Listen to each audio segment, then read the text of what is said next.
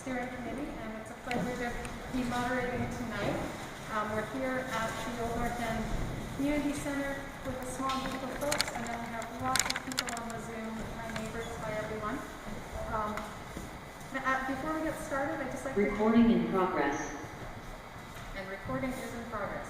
I'd just like to reach out to anyone who's in the attendee list. If you receive a notification to accept the request to become a panelist, please accept it. That'll allow us to see you, and it'll also allow you to unmute yourself to speak if you want to speak during public comment or have any questions.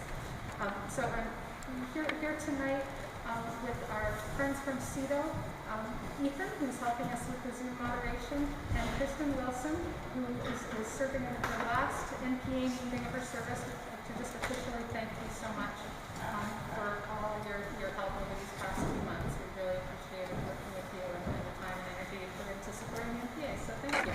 I'd also like to thank Luna and Charlie from Channel 17 Town Meeting TV for the incredible tech support.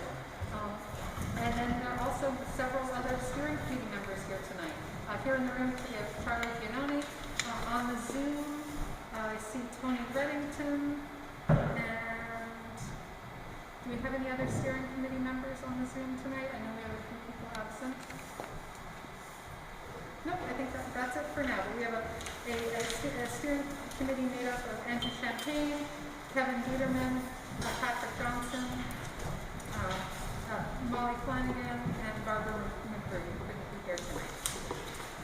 So we have a pretty full agenda tonight, but just a few announcements to start off. Our next meeting is November 11th, and at that meeting we'll be finally doing our NPA bylaw vote. And so the bylaws for folks, the draft bylaws for folks to review were included on the agenda for this meeting. We'll be doing a few updates, and we'll be warning the final bylaws in the weeks before the meeting. So please take a read. These are really important documents that we would like to vote on. Another announcement is that we do have steering committee openings. So if anyone is interested in joining the steering committee and helping to plan these meetings and set the agendas for these neighborhood conversations, please let us know. We do have someone in the audience here today who is interested in serving on the steering committee, and so I would like to nominate Chris Hasley to serve on the Ward 3 steering committee. I'll second it. Seconded by Charlie. Chris, would you like to say a few words about why you'd like to serve on the steering committee? And please step right up here to the mic. Unmasked here. I had lived in Ward 2 for quite some time and have been living in the downtown portion of Ward 3, and I think that's the perspective I'd like to bring. I think that those of us who live in the downtown core, our neighborhood's a little bit different than, say, the traditional North End, and I'd like to bring that perspective to the steering committee and to the NPA. Great, thank you so much, Chris. Thank you. And is there anyone else interested in serving on the steering committee who would like to either nominate themselves or are there any nominations? Tony.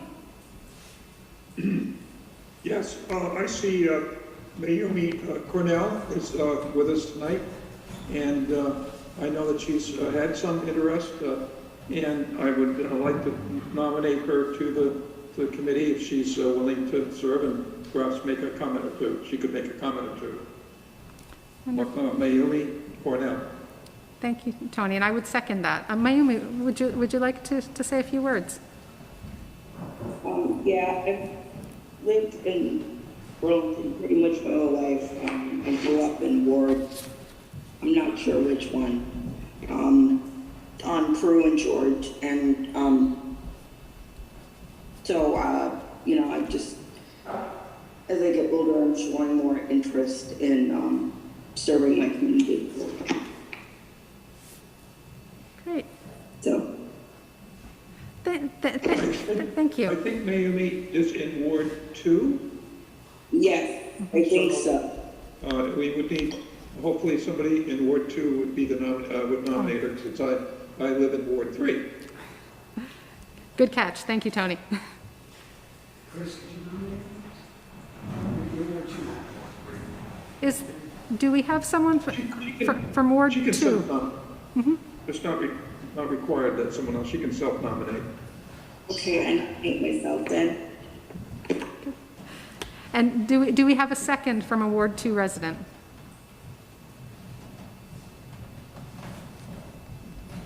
Do we have anybody from Ward 2?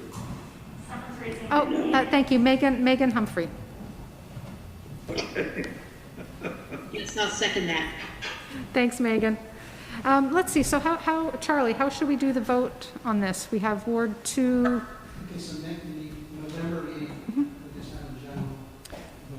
All right, thank you for that, Charlie. So at the November meeting, we'll have a general vote, and we would welcome Chris and Mayumi to join our next steering committee meeting, which will be the 2 Thursdays before the November meeting. And we're happy to have you join that meeting, and we'll have the official vote in November. Thank you both for your interest. Okay, so next up on the agenda is public forum. And so I would like to open this up to any announcements, comments, songs, poems, whatever people would like to share. So if you could raise your hand using Zoom, and each person will have 2 minutes. Do we have any announcements?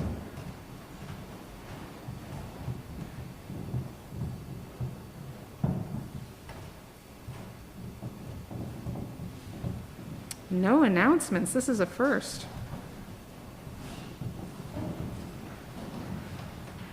I'll give folks. Oh, Chris has an announcement. I saw recently in the 7 days that tomorrow night's Burlington High School football game, the halftime performance will be put on by the GSA. They'll be having a drag show. So if you want to come out and support members of our LGBTQI community, that would probably be a great opportunity to do so. Great. Thank you, Chris. I think that starts at 7:30. Wonderful. Thanks. Any other announcements or comments? Okay. Is this public forum now? It is public forum. I'd like to speak at public forum, if I could. Sure, go ahead, Tony.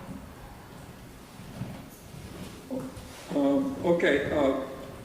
Last month, I think I spoke briefly about what I think we all know is the awful situation of housing in our neighborhood and the older neighborhoods of the city where a quarter of the people live in poverty-level incomes, 30% have no access to a car, and there's 1,000 people, equivalent to 10% of the city's non-college population, on the Housing Authority wait list for 30% income max rent assistance.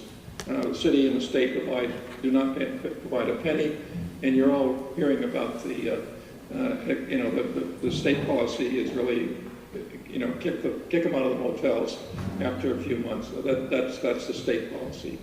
But I really want to mention the work I've been doing this summer on North Street, in which part of what we've learned for the first time, there's been a study that came out just this year showing that basically a quarter of our highway deaths do not occur on the street. They're the result of long-term exposure to pollutants from basically exhaust. And they take the form of obviously heart disease and cancers and other type of long-term disabilities, but they come directly from pollution that's been allowed. And I think that what's important here is that the older neighborhoods where we have the traffic and we have the backup and we have the tremendous amount of pollution is where most of these deaths occur. In the case of Vermont, it's about 22 deaths a year. We have about 60 regular road deaths, but then there's another 22 is the study estimate. So I think that what we have learned, and this comes out of the environmental justice work down in the King Maple neighborhood, part of which is part of the King Maple is in our Ward 3. What we learned is that we actually can take a street like North Street and turn it from what's really perhaps one of the most dangerous community streets in the state and make it one of the safest. We can talk more about it later, but using inexpensive, cheap mini roundabouts at 4 of the 6 high crash locations could really change the character of that street, and we'll talk more about it later. Stop there. Thanks. Thank you, Tony. Anyone else for public forum?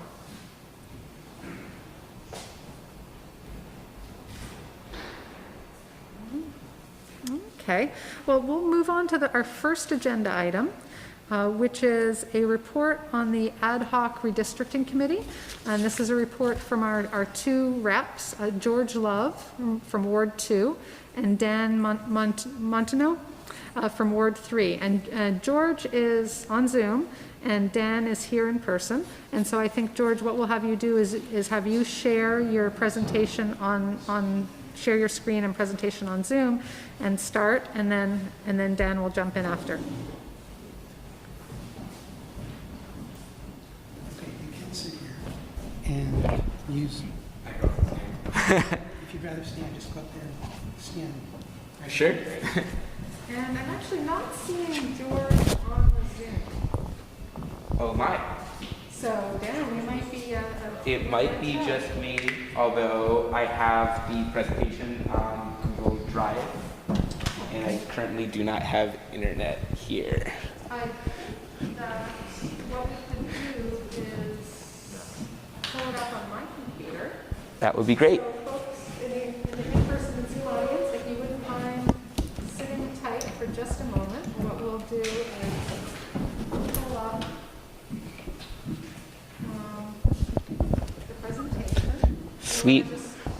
Great. And you'll have to log in as you. Of course. You can also cast your screen with Zoom to the room. That'll go on for something too. Oh, cool. Amazing. You'll have to show me how to do that. Sorry about the technical difficulties. No, that's I came totally in fine. right from work. So I signed out of everything. I'm so sorry. No, that's totally fine. I can also try and get your computer connected if you're. I think I should be able to get it. I'm just typing it all in here. Great. So while we're waiting, anyone on Zoom want to tell us a story, sing us a song? Just unmute yourself and go right ahead. Nope. Let's see if it's gonna let me do it. Oh, George is here, present in person. Okay, but we'll still need to pull up. We are still gonna need to pull up the presentation. That is right. It might have to be on my device since it's asking for two-factor authorization at the moment. Well, maybe if it's okay with folks, I wonder if Do you want we. me to help get your. Oh yeah, that'd be amazing. It's right over there. Yeah, we could kinda, Where is it? Sorry. oh, right over there. I'm so sorry, guys. Totally wasting the public's time on this committee, which is, of great importance. And both George and I have been working together on putting together a survey that's going to go out on Front Porch Forum that we hope will get the community's interest and sort of priorities made known once we deliver the report to the city.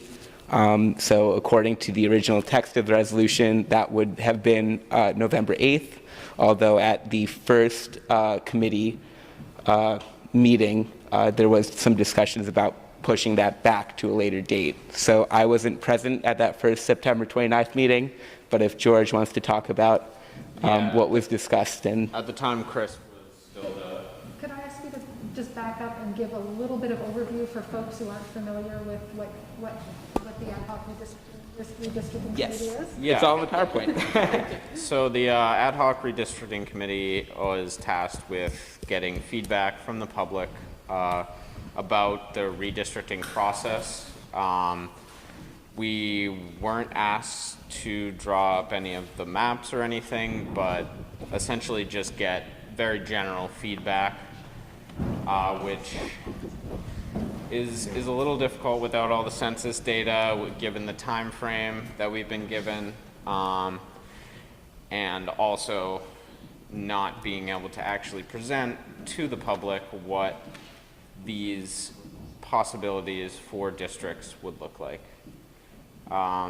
So me and previously Chris, now Dan, are on a subcommittee that was tasked with creating a survey so that we would have a universal method of collecting data from the public in order to have meaningful results. So currently that survey is going to go out at the end of this week back to the committee for any feedback, and then to the public. Depending on the timeline that's given to us by the City Council, I was hoping, in addition to getting it out virtually online with Front Porch Forum, I was hoping to do some canvassing in my ward of Ward 2, and also provide literature that and printouts that other committee members would be able to do the same thing in their wards. Yeah, and I could just talk a little bit more about the next steps and sort of the things, or the other sort of components of the resolution that the committee is undertaking. So part of the resolution text was that there are going to be 2 public meetings undertaken in that 5-week period from the time we started to November 8th. So far only one of them could be scheduled with the city's sort of schedule. So that's going to be next Wednesday, October 20th. And I'm sure we could send an email out to the NPA list, as well as, properly warning the meeting to the public. Yeah, so, one thing we'll definitely be asking the public and all of your help with is getting that survey out to all the people in your neighborhood. Like I said, hopefully we'll have time for that canvassing effort, but that really depends on if the City Council adjusts the timeline or not. Yeah. And sort of the idea was at the next committee meeting, there would be the possibility to propose a resolution to ask the city to extend the deadline so we don't need to report back for the November 8th City Council meeting, but possibly later, so we could actually execute both of those public meetings and the survey to get decent, sort of good coverage across the city about what citizens' input is on the redistricting process. So this is sort of where we are and where we're going. And as George mentioned, we had the sort of survey text, and this is kind of just a little flavor of the kinds of questions the survey and the input sessions are going to be addressing. So it's not just the number of wards and sort of the pattern, how they're going to be overlaid onto districts or not, but also this will be an opportunity to consider other options, such as at-large city councilors, should the number of councilors be changed to be odd or even, and other sort of methods of representation that when the actual map goes up to a vote, either this March or at a following election, that there would be adequate consideration of all of these different plans. Yeah, and one thing that kind of the committee realized as we were being presented with, this is actually taken from one of the pages of the city's presentation to us, was that there are definitely some trade-offs between these guidelines, these legal guidelines that were given. So trying to get folks to decide what things they want to prioritize is going to be a part of the survey. Yeah, I think that's all I had in that. Yeah, so actually in this presentation that we could share, right, really our big thing is how do we actually survey and sort of canvass the community to make sure voices are heard when we're providing the report. So here's an example of just some of the questions that will be included in the survey. So should the final authority in the drawing the lines go to the city? So as it is now, the city will propose one map that the citizens will vote on town meeting day. And in addition to some demographic questions, we'll ask people's opinions on the current system, what they think of the overlaid district over the wards as compared to the old system where there's multiple representatives per ward, and also allow people to use a sliding scale to sort of kind of pick out the numbers of councilors and wards they'd feel best represent the city. How do you divide the city? How many neighborhoods really make up Burlington? And by giving such an open-ended response, all the different possible numbers, it could be that we are getting, this good feedback. And I think that would be key when we make our final recommendation. So that's all we really have prepared. We'll be happy to take any questions. And I haven't actually attended any committee meetings yet, so it was only just that one scheduled. So I guess that shows how difficult it is to work in such a short time. It's really difficult to get everybody together while following like open meeting rules and everything. Yeah, the open meeting rules have definitely been difficult with this timeline. Also, yeah, just currently we wouldn't actually be able to fulfill our duties because we only have one public meeting scheduled. And according to the staffer who's going to help us crunch the numbers on the data, once we have that all in, they were looking to get that the week of the 20th. So obviously that's coming up before we have two public meetings scheduled. So. Thank you. So let's go to questions. Do we have any questions in here at the community center first, and then we'll go to Zoom? There's a hand raised on Zoom. Oh, wonderful. Miami. Miami? Miami, please ask a question. I had a question. Who has been at the community meetings that have been, or sorry, the community meeting that you had? That would be me and Chris, who's in the audience. No, I mean in terms of the public, or have there not been any of those meetings? Did I mishear you? There have been none. The first one is coming up next Wednesday. Okay.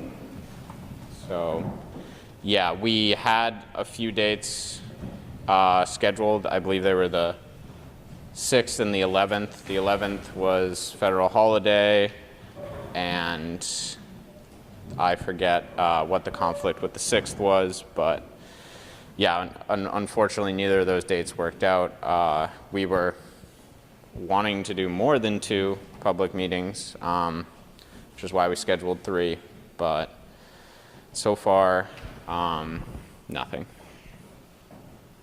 May I ask a question? Yeah. I don't know why I'm raising my hand. So how will outreach be done, and how will the committee ensure that there's a good representation of the population that knows about the meeting and can attend? So one way we are trying to factor in that this survey can only go to specific demographics is just to ask people what their things like what their income is, are they a renter or a homeowner while they're taking the survey. So that's one way we're going to try to combat that. Obviously, a diversity of distribution methods. I'm hoping the canvassing effort, if I'm unable to go and knock on every door, I will probably randomly select across the whole geographic ward, every 5th house or something.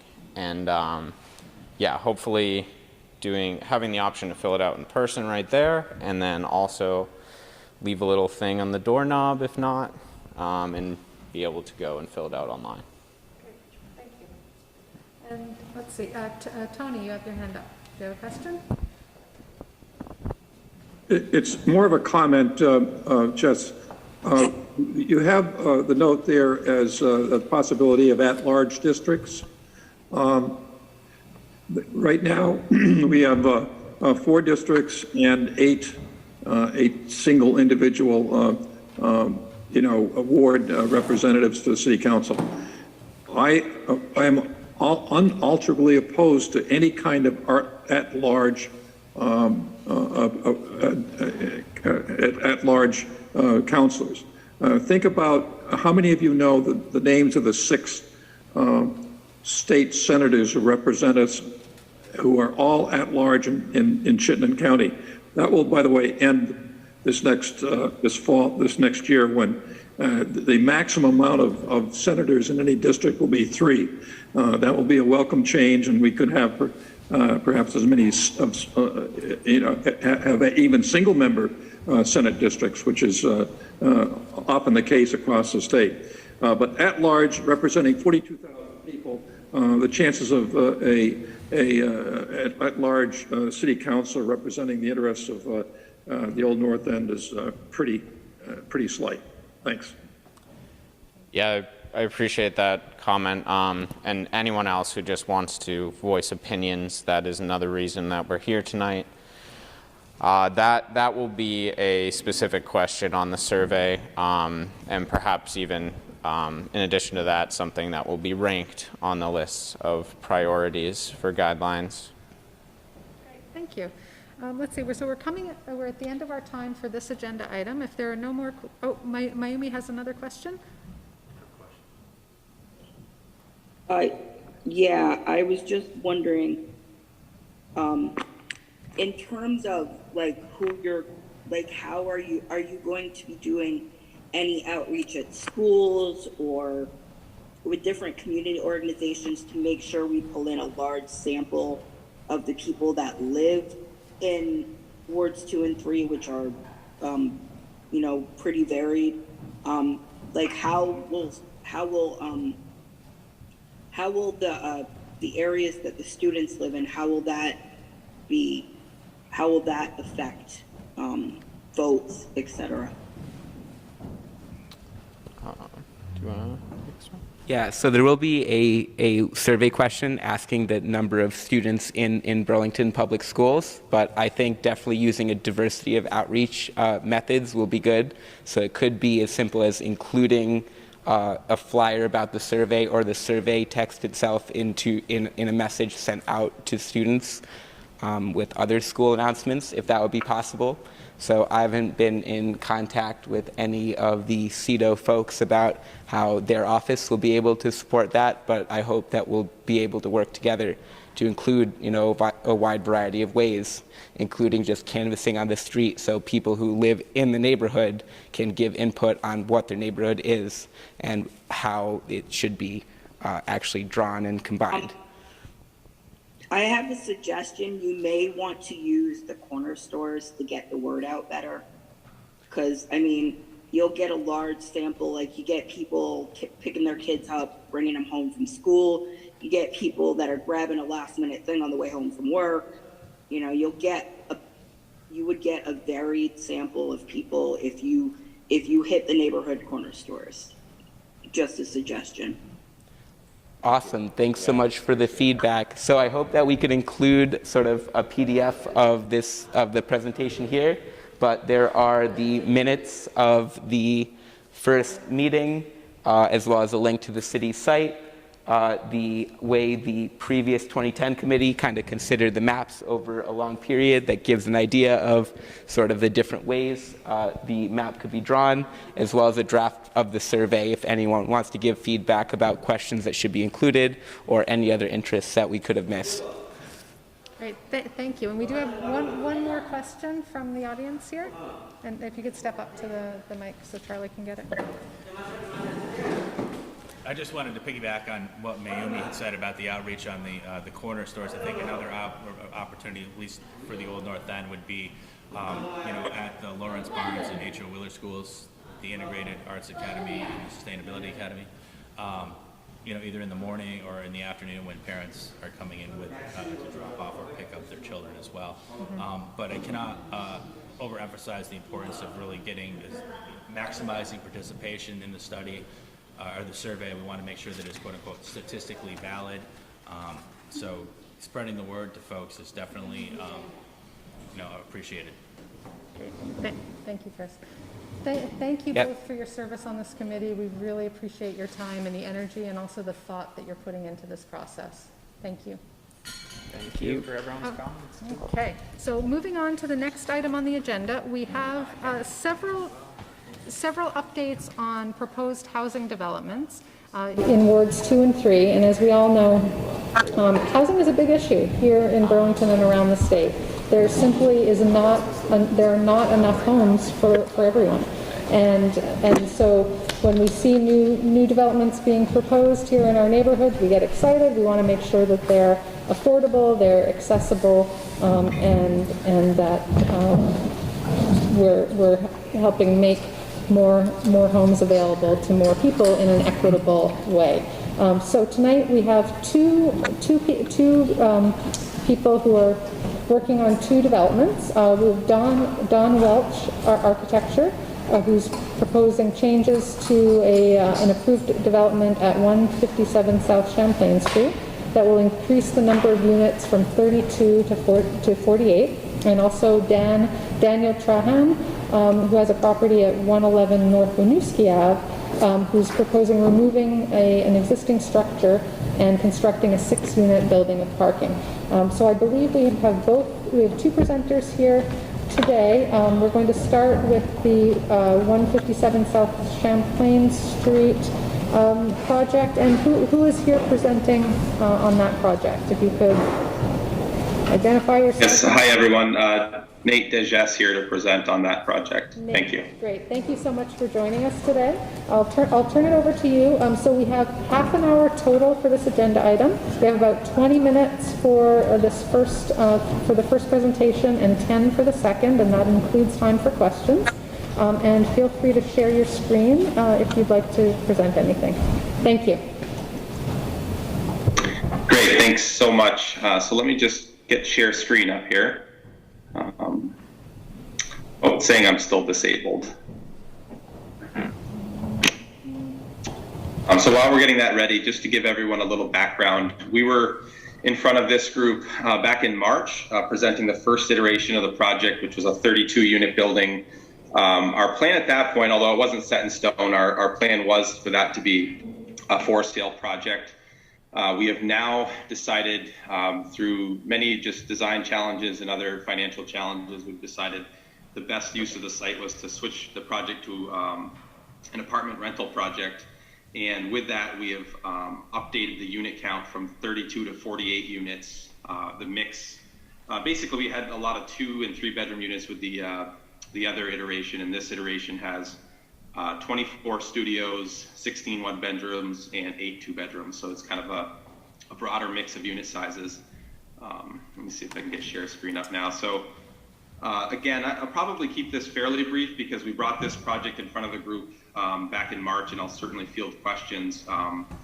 The massing of the building basically did not change. This is a rendering from the original iteration.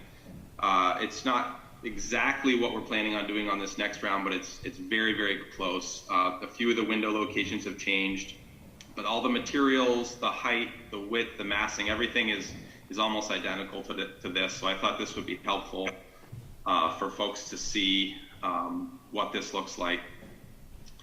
And as far as the footprint of the site has not changed since March, and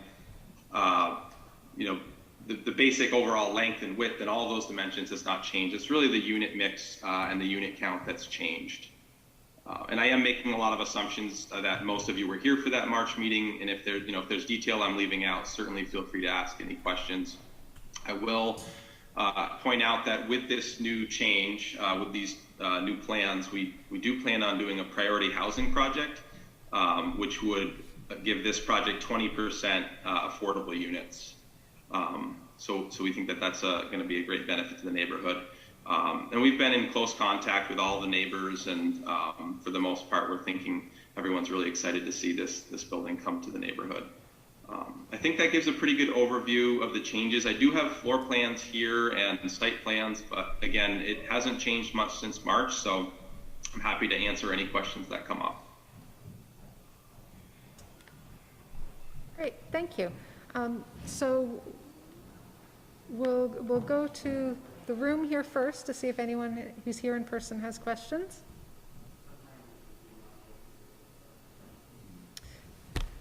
Yes, Dan, step right up to the microphone. I actually wasn't present at the March meeting, but could you talk about the parking and sort of the transportation considerations of such a large project in the Old North End area? Thank you.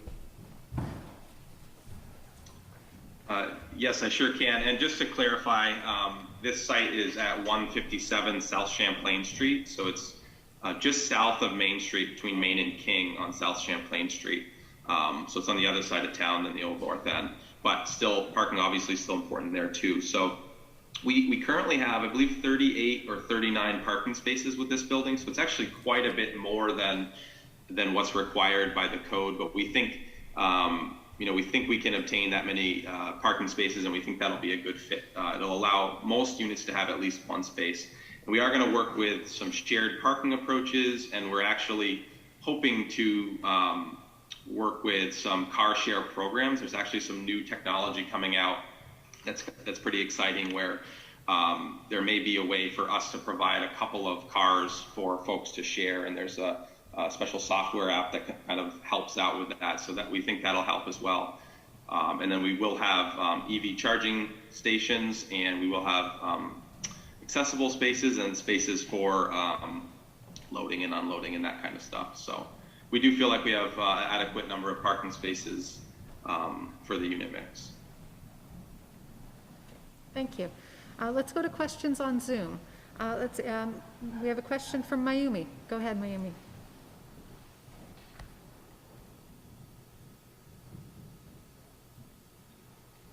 Oh, Mayumi, I think you're still muted. What is the income threshold going to be for the 20% affordable units?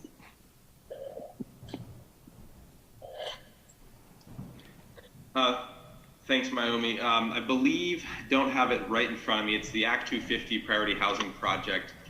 I believe it's more than 30% of 80% AMI. I'd have to be double checked on that, but it is the standard Act 250 Priority Housing Project requirements. Okay, well, as I am someone who is low income and I live in Section 8, my personal thing is that is usually unaffordable for working poor. So, I don't know if you guys would consider that or not, but my suggestion would be is that you relook at those numbers, because for a lot of people, that even people that work a decent job, that it's not affordable. So that's just my personal experience with that. So yeah, no, absolutely understood. And we do have this is our the first step in this redesign. We will have a meeting with Todd with the city to discuss the city's affordability requirements, which we do need to comply with. We don't know exactly what that'll look like, but that could provide additional thresholds that are lower than the Act 251. Thank you. Other questions from Zoom? Tony, you've got your hand up. Go ahead.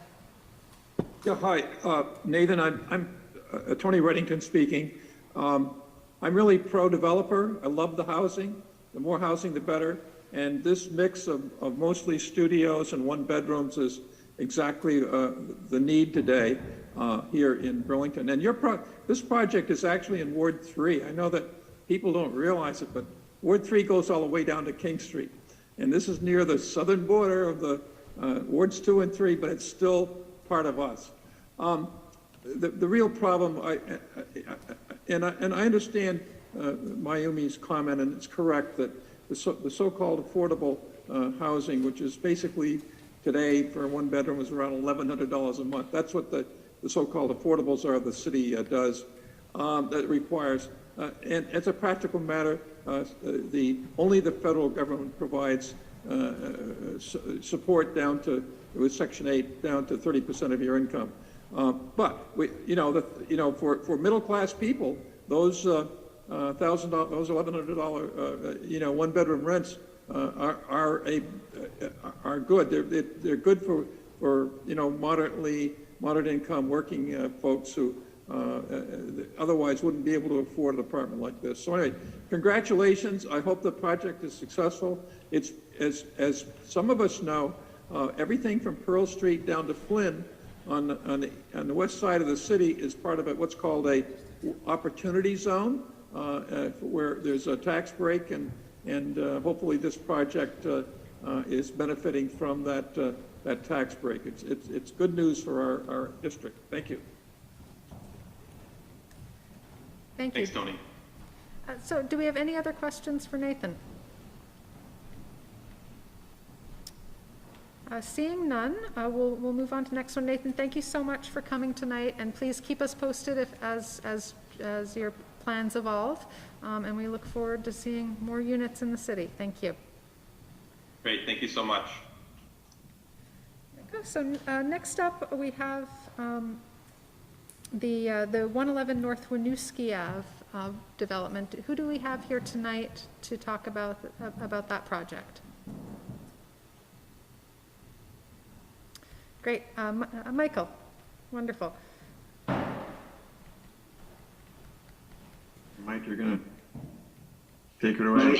It's me and there's another gentleman here, architect John Rooney, who's here to talk about the development. So yeah, this is a proposal to do a new 6-unit building on North Winooski Avenue with associated parking. So, you know, the project basically is, there's an existing home on the property, and what John and I are looking to design is basically 6 2-bedrooms, John, correct me if I'm wrong, 6 2-bedroom units behind this building. And I'm happy to share my screen and show you guys the plan. You know, so it's not nearly as big as the project before, but it is additional housing added to the housing stock in this area. Let me see if I can share. Just let me know if everybody can see it. Yep, we can see that. So there's an existing, you know, 2 units up here in the front on North Winooski Avenue. There's an existing gravel driveway. And there's a barn in the back that is currently in disrepair. The walls are still up, but the roof has unfortunately collapsed in. So one of the first things we're looking to do is try to, you know, for the safety of everybody in this project, is to remove the barn. The next thing would be to basically, you know, parking lot with 8 parking spots and a new building will be put in the back. There's ground floor units on the in the back. There's 2 units. There's 2 separate units on the ground floor. And then as you make your way up, there's a couple of units on the second floor. I'm sorry, this is the ground floor. And then we have 4 units on the second floor, which has an additional, there's a, you know, living room, kitchen, bath. You go up the stairs and you have 4, you know, the bedrooms on the 3rd floor of the building. And that's essentially the kind of the first round of what we're looking at for the design. I don't have a rendering like the previous gentleman, but this sort of gives you an idea of just scale of what we're doing. You essentially are coming into the project. You'd have the ground floor would be covered under a canopy. You would be, you know, essentially you'd walk up some stairs to the 2nd level where you would access the additional 4 units. So yeah, I think it's a pretty simple project, pretty straightforward, nothing, you know, wildly crazy or anything like that, but it's additional housing for this area. So that's sort of where we're at. John, you got anything? Throw it in. No, just simply that we're replicating much the form of a barn behind a building, a house, which is sort of a traditional concept. So the new building takes that very simple utilitarian structure look to it. We're proposing brick on the 1st floor for durability and board and batten for the upper floors. Great. And what are you aiming for rent amounts for these 2-bedroom apartments? We don't know. That would be up to the owner to set. At this early stage, we have to do a cost analysis, and obviously the project has to be economical, and the rents will be based on those factors.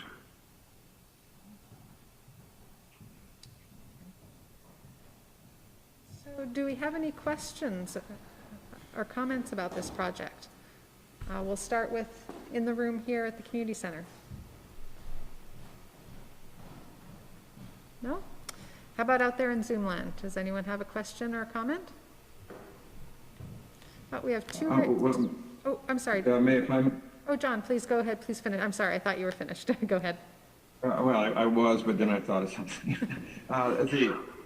We're looking to get a demolition permit for the existing barn, and I don't know if anybody's seen it. Mike, since you have the screen, do you have photos? No, I didn't bring it in my home here. No, I don't have them at this moment. Okay, so if I pull up a photograph,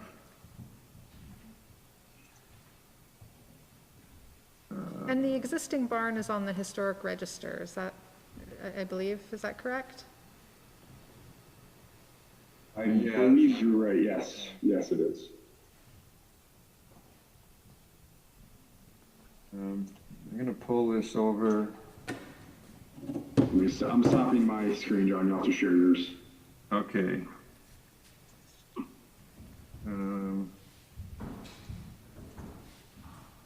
So this is the existing barn. See this one. And you can see that it's, overgrown with, and it's pretty in bad shape, but what gives the best indication of what shape it's in is this photograph.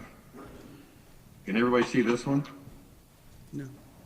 Yeah, we see a photograph that shows the ivy on one side and half the building. Okay, hang on. I'm gonna get that.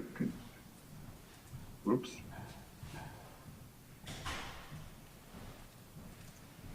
Hang on a second. Sorry about that.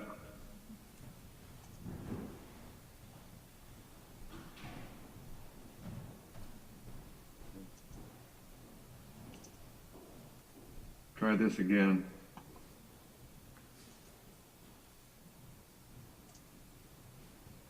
Can everybody see this one? Yes, yep, we can see that. Thank you. Okay, that's looking down from above on the interior, and you can see how the entire roof is collapsed. The building is in very, very rough shape, and it's my feeling that it would be impossible to bring it back to life. Great. Yeah, seeing those pictures is very helpful. Thank you. Was there anything else that you wanted to share before we open it up to questions? No? Great. Okay, so we do have a question here, here in the room from Charlie. So my name's Charlie Giannoni, and I actually put a bid in on this property about 10 or 12 years ago, and at that time, the city insisted that the barn had to be maintained and improved back into workable condition in light of the fact that it's one of the oldest buildings in the entirety of the city of Burlington. So 10 or 12 years ago, the city insisted that the new owner had to maintain the building. So when I made an offer on the property, my offer was basically an offer with the building, with permission to take the building down, and an offer if the building had to remain. So what steps were taken in order to get permission from the city of Burlington to allow the barn to get into this condition? Because 10 or 12 years ago, that property it wasn't in perfect condition, but you could walk around inside of it, you could walk up onto the second floor, and it was perfectly restorable at that time. So what steps were taken in order to get permission from the city of Burlington to allow this building to get into this condition and then to be taken down? I'm afraid I cannot answer that question for two reasons. I wasn't here 10 years ago, or wasn't aware of the project 10 years ago.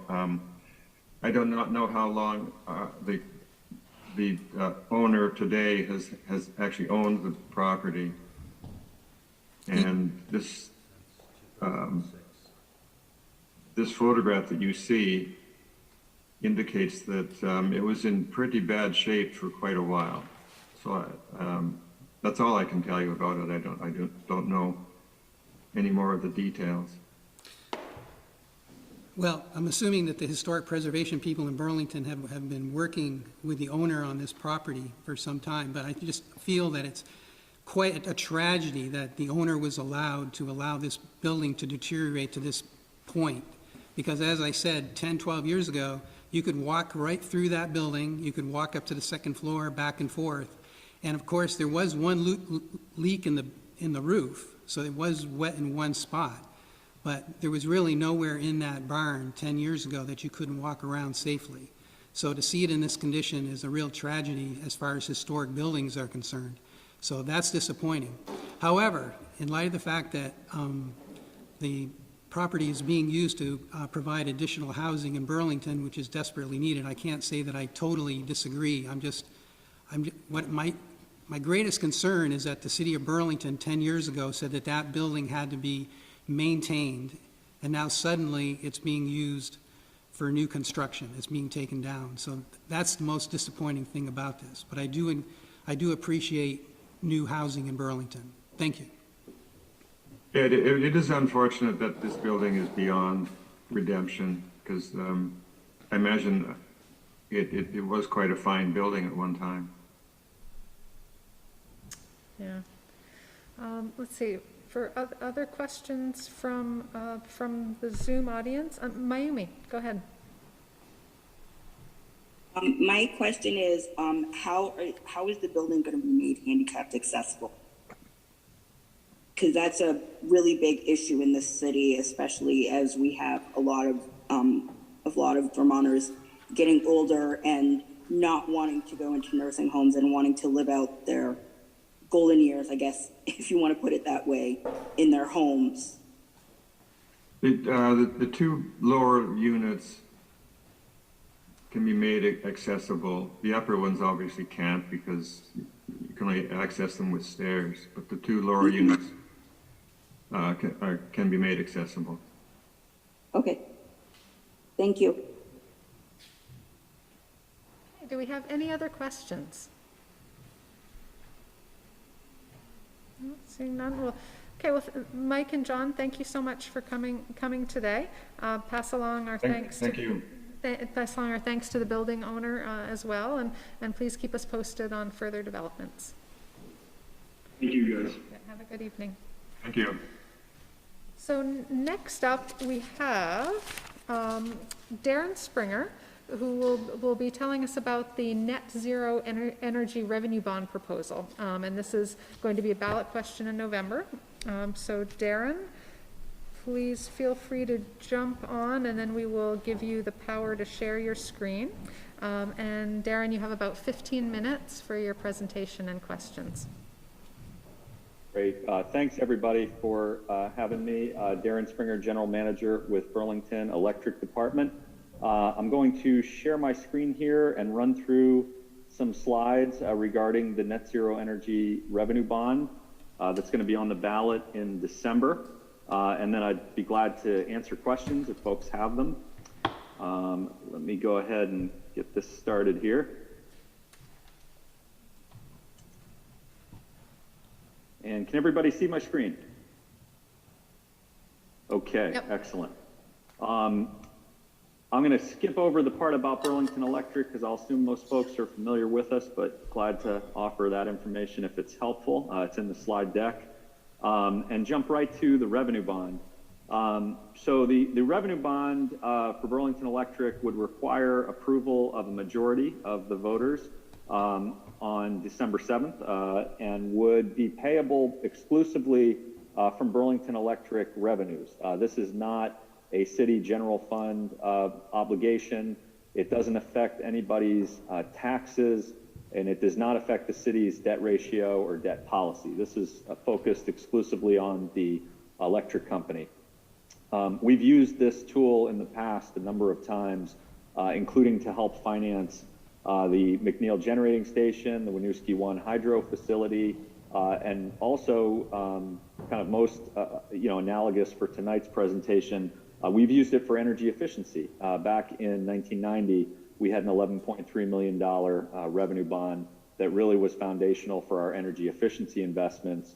And if you look at the data from 1989 through today, we're using less electricity today than we were in 1989 by a substantial margin.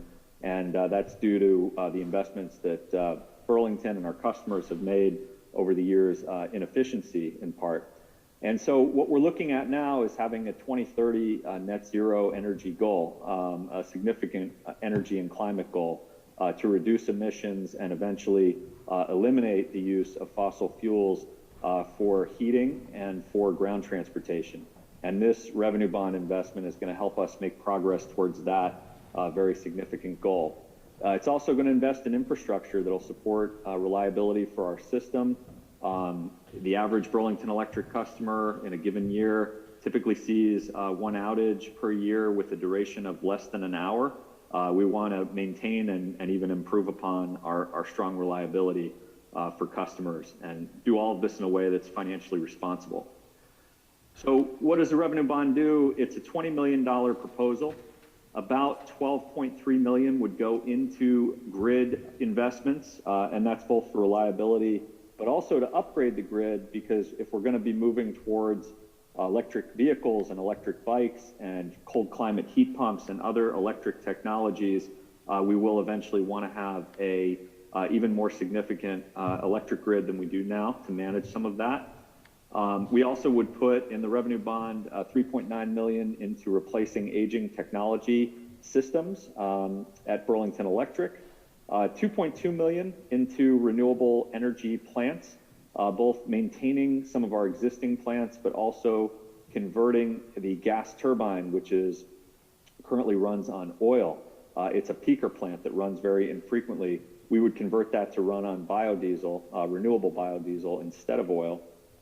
And then lastly, $1.5 million in net zero investments, new EV charging stations around the community, different partnerships to help reduce peak demand using different technologies. That's the revenue bond proposal. But then also, I'm going to skip ahead here, importantly, by moving in this direction, we also can use a portion of Burlington Electric's annual bonds that are approved to actually double our funding for customer incentives. And these customer incentives have been helping Burlingtonians move towards clean energy technologies like the electric vehicles and electric bikes, electric transit buses, electric lawn equipment, and all of those different types of electric clean heating systems like heat pumps and geothermal. And so what we would do is essentially double funding for those incentives over the 3-year period that the revenue bond would be in place. What that does is provides additional emissions reduction of about 47,000 tons, which is equivalent to about 100,000 barrels of oil.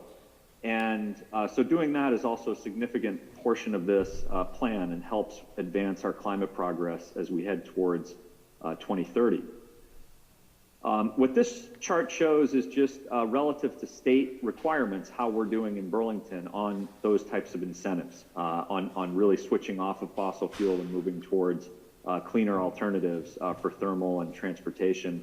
The bottom dotted line here is the state requirement. And you can see that as we launched our green stimulus incentives back in the middle of last year, we saw that blue line, the darker blue line that you can see there, really starts to well exceed the state requirements. And what we want to do is continue to fund activity at that level to support more Burlingtonians being able to switch. We've done about 1,400 of these incentives already. And in many cases, we have an enhanced incentive for our low and moderate income customers. So for example, with a cold climate heat pump, we can cover up to 75% of the cost of installing a cold climate heat pump. We offer enhanced incentives for a variety of different technologies for low moderate income customers, and that's a significant portion of this activity as well. Talking about rates, we had our first rate case in the last 12 years coming out of the pandemic.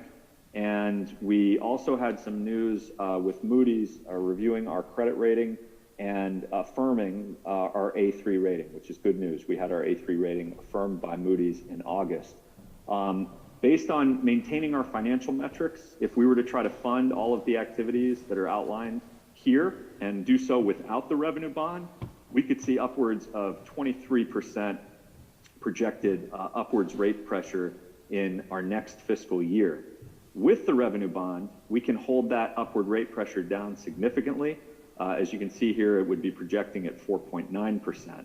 And just to be clear, that's not a proposed rate case. That's just a reflection of how much upward pressure there would be on our budget. We would make a determination about a rate case later on in the budget process for fiscal year 23. But that just gives you a sense of what the revenue bond can do in terms of helping us to make these investments while holding down rate pressure for our customers. And then lastly, I just want to talk about how we'll pay back the revenue bond. And I'm going to jump ahead a couple slides here because I can summarize. Essentially, once we begin full repayment of the debt service, we have two important components to help us repay. The first is we have an existing revenue bond that's going to mature in 2025, and that's going to provide approximately $684,000 of savings that can be used towards repaying this new net zero revenue bond. In addition, all of those projects that we just mentioned can provide additional revenues in terms of new electric use, and that is projected to support approximately 40% over the life of the debt service on the annual bonds and the revenue bonds of the repayment.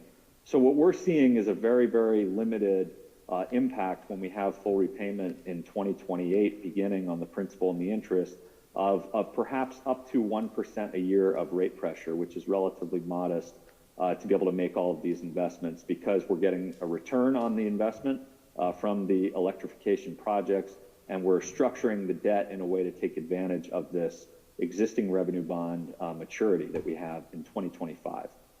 So I am going to stop sharing my screen here and come back to you all, and I would be very glad to answer any questions. Thank you very much, Darren. Sorry, I should note, I think I was joined perhaps mid-presentation by my colleague, Emily Stebbins-Wheelock from Burlington Electric, who's on as well. Welcome, Emily. So do we have any questions for Emily and Darren?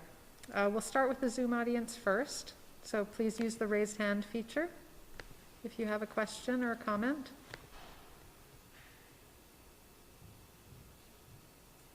Let's see, I don't see anything from our Zoom audience. Anything from our in-person audience? Yes, please come up and come right up to the microphone here, please. Take my mask off. If you're, it's up to you.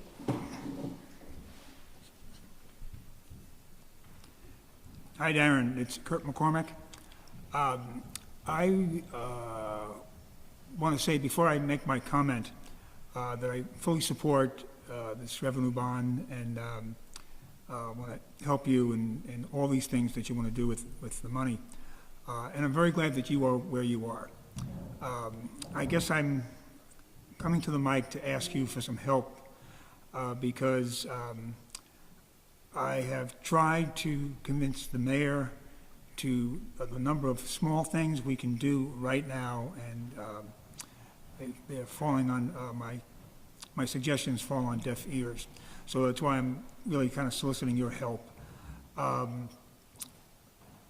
Engine idling. So, you know, all this talk of net zero, it's mainly been talk so far, and we have an ordinance in the city that you cannot idle your engine, and we have a state law that says you cannot idle your engine. And all I've asked of the administration is to have the police inform people who are idling their engines that they're not supposed to do that it's against the law. No tickets, no citations, just say that. And I think we will see people turning off their engines. So as the price of gas stays down, this is an incredible problem.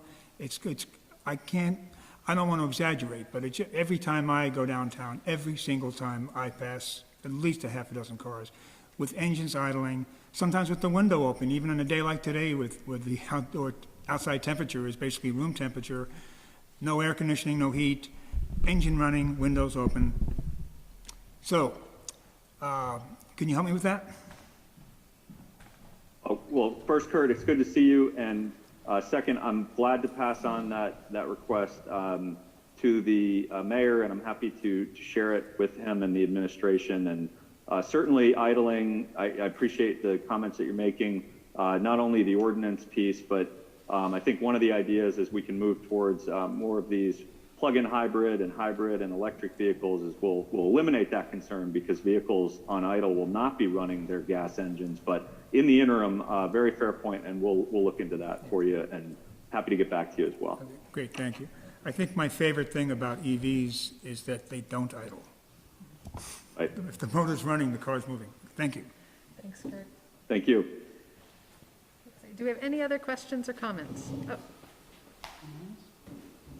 Charlie. Hello, this is Charlie Giannone again. So many of us in the city are keeping a pulse on the population in the city. And so what's your game plan if this fails on the question on the ballot? Because I go to a lot of meetings and I talk to a lot of people, and I know that that a lot of people are more agitated today about conditions in the city, whether it's the property taxes or the restructuring of the voting districts or the perception of increasing crime. So there's a lot of dissatisfaction in the city. So I'm just wondering, if this were to fail in November, what's your game plan going forward? Sure. No, thanks, Charlie, for the question. And I think, one piece is we are trying to emphasize that if folks are concerned about some of those issues, as I mentioned earlier, this does not affect anybody's taxes. However, if this was not to pass, I think we would be in the unfortunate position at Burlington Electric of either having to consider a significant curtailment of some of our efforts to support customers and support infrastructure investments that really move us in the direction we want to move from a climate standpoint, or having made those investments, having to ask our customers for very significant rate increases that I don't think are palatable at this moment, particularly wanting to make sure that we're holding rates as low as we can coming out of the pandemic. And so I think that's the choice that's kind of before us as Burlingtonians is if we do want to move towards this 2030 goal in a serious way, and we want to do so in the most fiscally responsible manner, this is the best thinking from your public power electric utility in terms of how to do it. And that's why we're bringing it forward. But if it was not to move ahead, we would have to make some very challenging decisions in terms of those investments. Thank you, Darren. Any other questions or comments, either on Zoom or in person? Chris, step right up here. Thank you for the polished presentation. There was a lot of information to digest there. I was just wondering if we could perhaps get a copy of the PowerPoint presentation posted on the NPA website alongside the minutes. It's already there. Oh, perfect. And there's a printed copy up front. To do my homework. Good. Okay, well, Darren and Emily, thank you so much for being here tonight. And folks can find the presentation on the CEDO website, on the NPA, the Wards 2 and 3 NPA page. And thanks for your time tonight. And we'll move on to the next agenda item. Thank you all. Appreciate it. Great. So next up, we have Max Madalinsky from the Parks and Recreation to talk about the Champlain Street Park improvements. So Max, feel free to jump on screen here, and you can, if you have a presentation, you should be able to share it. Great. Thank you so much. Again, I'm Max Madalinsky. I work as a project coordinator for Burlington's Parks and Recreation Department's Planning Division. I do have a very short presentation for you, and then I'm just going to open it up for questions, comments, and yeah, shouldn't take too long. Give me 1 second to pull this up, please. And Max, we have about 15 minutes for this portion. Great, yeah, that should be plenty. I'm not planning to spend too much time on this presentation. All right, so I'm gonna jump to my next slide here. Can everybody see my screen all right? Yes, we can.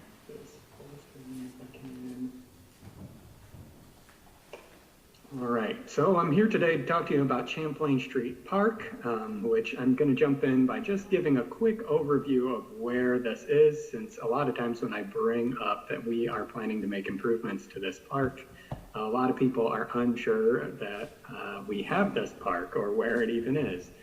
So Champlain Street Park is a little, what we would call a pocket park. It's one residential lot in size approximately that is located between King and Maple Streets on South Champlain Street. It's in this upper image here where my cursor is kind of hovering. It's this little green tree here, and basically this long skinny lot here that's tucked between a residential lot here and then a vacant lot and a parking lot on the south. There's some green space that belongs to the owner of 180 Battery Street there, and then the Gideon King building over on King Street right here. Down here on the bottom is a picture of the park from the street. There are a few wooden benches in the park, some raised garden beds that are sort of in a mixed level of tending at this point, and a small playground that has come to the end of its 30-year lifespan that's due for replacement. Generally, we see this park as needing just some love and some care, and so we have set aside some funding. We actually set it aside a while ago, but due to the pandemic, we're finally getting back to getting this project online and moving forward. And so to touch base on the next part, we have done some outreach around this park already. So pre-pandemic, we held 2 in-person events. One was at King Street Youth Center, the other one was in the park. And we had several activity boards on site at each of these that were sort of aimed at like getting some feedback from different people about different kinds of things they want to see in the park, what kinds of issues they're seeing in the park as is, what kinds of things they'd like to see improved. Unfortunately, because of COVID and reprioritization of a bunch of our projects and budgets, we had to put this project on hold. And it was sort of on hiatus for about a year, starting in sort of that spring up until now, when we are going to try to finish sort of gathering our outreach, making one last push this month and into early November to get more feedback, and hopefully use that input to generate some design ideas, which we'll put back out for more feedback and aiming to make improvements to the park in the spring. So really what I'm here today to talk to you all about is whether or not you have community contacts in the neighborhood surrounding the park, if you're interested in the park yourself, ideas for how we can reach more people and get more feedback on what they'd like to see in the park, what kinds of things aren't working, those kinds of things.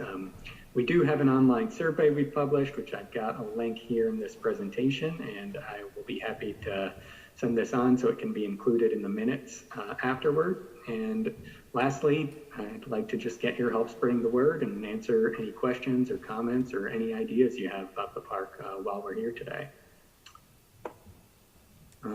I will share these slides so they can be published with all of the meeting minutes, but here's my contact information as well as the survey link. And you can also find a link on our website where we'll keep things kind of updated to our website as the design and various stages of input kind of move along here. So that's the brief presentation I had for you. Thank you so much. And I'm going to stop sharing here and open things up for questions. Great, thank you very much, Max. And I must say, I work right down the street from that park, and I enjoy sitting in it, eating my lunch. In fact, I've even harvested some of the overgrown kale and herbs to add to my lunches when I'm there. It's really a lovely spot. So let's see, we have, we'll go for questions from Zoom first. Mayumi, go ahead.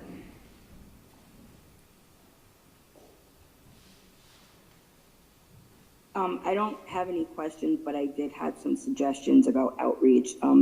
Trying stuff at Carrie's Quick Stop, and also not sure, there's a building, I believe it's on St. Paul, called Decker Towers. That would be another good place to get outreach. And also the public school, Champlain School, would be another good place to get outreach. And maybe even Champlain Housing Trust, like putting a notice up if they have a board in their main office might be a good idea for outreach.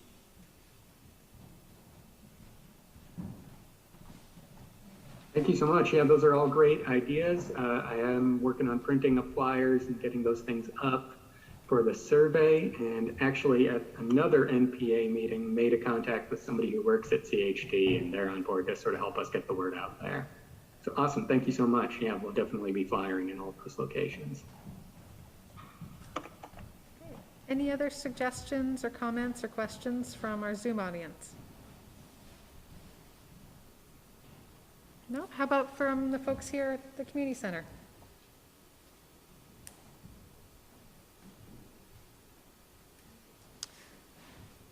No, I don't see any other comments, but we will post your contact information with the meeting minutes and encourage everyone who might be watching this later to reach out to you, Max, with any comments, suggestions, ideas, to help spread the word.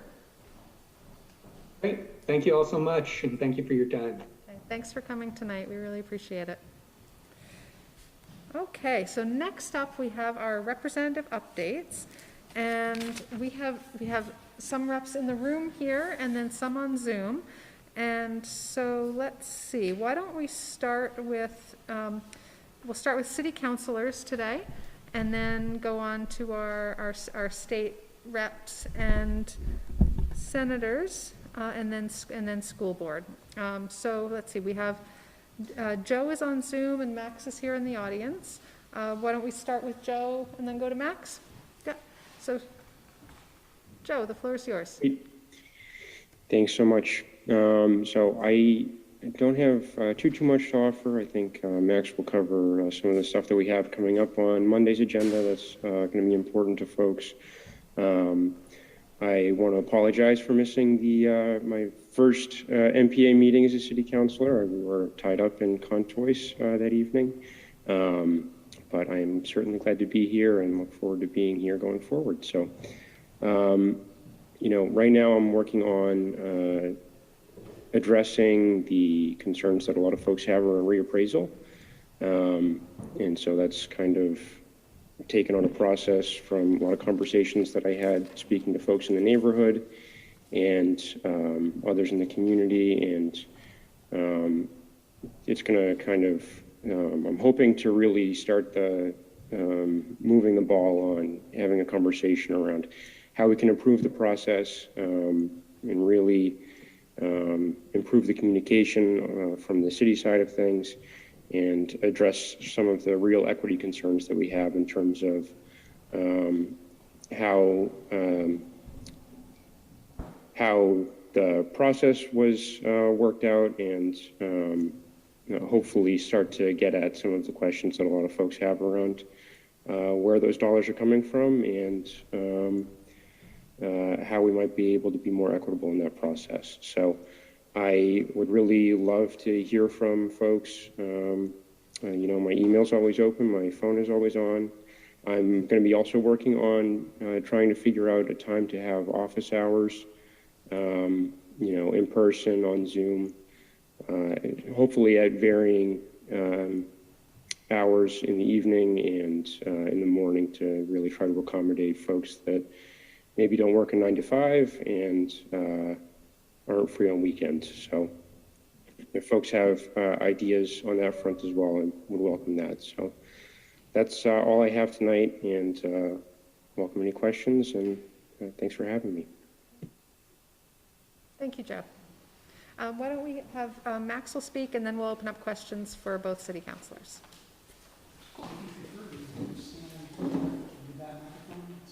This one? And you can stand over here. Oh, okay, cool. Your choice. All right, so hey everyone, I'm Max. I'm the Ward 2 City Councilor and City Council President. We have a number of different things coming before the council on Monday at our Monday's meeting. It's going to be a pretty eventful meeting. We'll start off with the there's going to be a presentation of quilts that were made during the Juneteenth event that took place this summer. The kids collaborated on, so that's going to be a really fun element of the meeting. We'll then transition into talking about the strategic roadmap from the Racial Equity, Inclusion, and Belonging Office. So really getting a sense of the work that new office in Burlington is going to do. I guess it's not so new anymore, but it has been an office that has been pretty dramatically expanded over the last year. And so we're going to, as part of their work, what they did is they put together a pretty incredible roadmap for really advancing the goals of equity, inclusion, and belonging in our city for and with BIPOC folks in the community. And so that's going to be a presentation that we'll hear from Director Green on Monday night.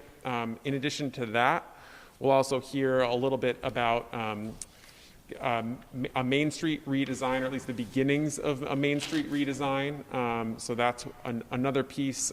Again, just a presentation, not really a decision point that's going to be made on that. Another piece that will come forward is that Councilor Freeman had brought forward a resolution about sex work and updating Burlington's very outdated ordinances around sex work.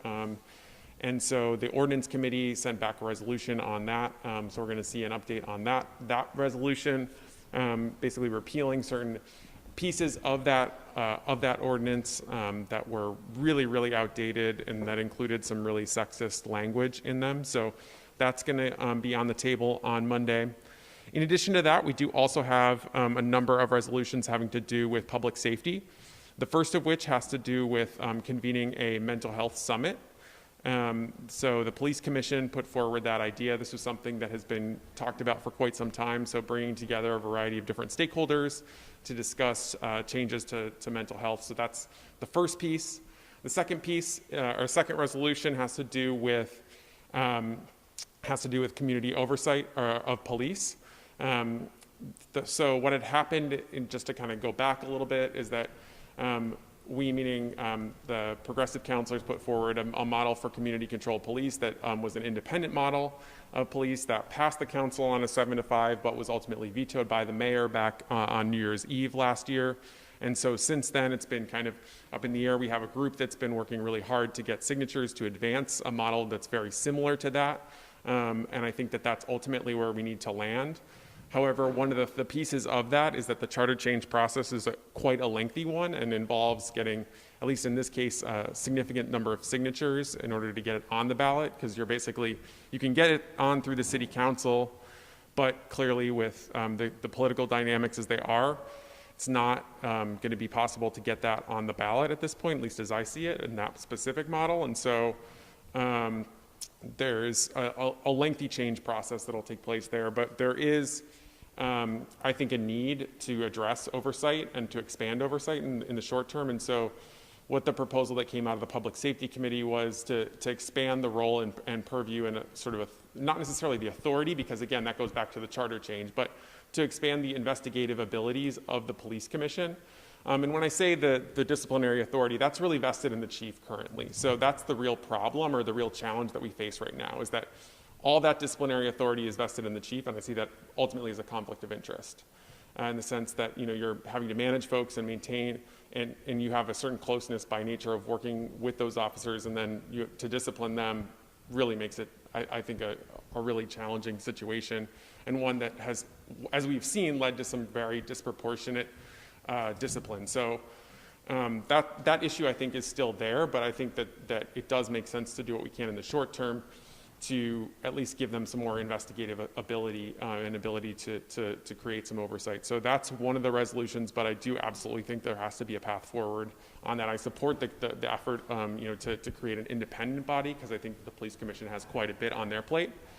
And then so that's the second resolution, and then the third resolution has to do with the cap, or the police, the officer cap coming off of coming out of the CNA report. This was the report that came out of the racial justice resolution that passed in June of 2020. CNA was a consultant firm that does this work, and that looked at all of did a full functional analysis of the Burlington Police Department. They came back with over 150 different recommendations. And so what is coming forward in resolution format is really specifically just focused on one of those recommendations, or one of those elements, which is raising the officer cap, which has been an issue that's been debated by the council twice before, sort of prior to having received this report. What the report effectively says is that, at least specifically with regards to the cap, is that there's a need for about 72 to 75 patrol officers, and that you should allow some wiggle room in terms of hiring, because it does take a year or so to get people on board. So that's the recommendation there. And then there's also a question about the airport and how the airport figures into that cap total. So there's currently 8 officers at the airport. The report, however, says that we only need to have 4.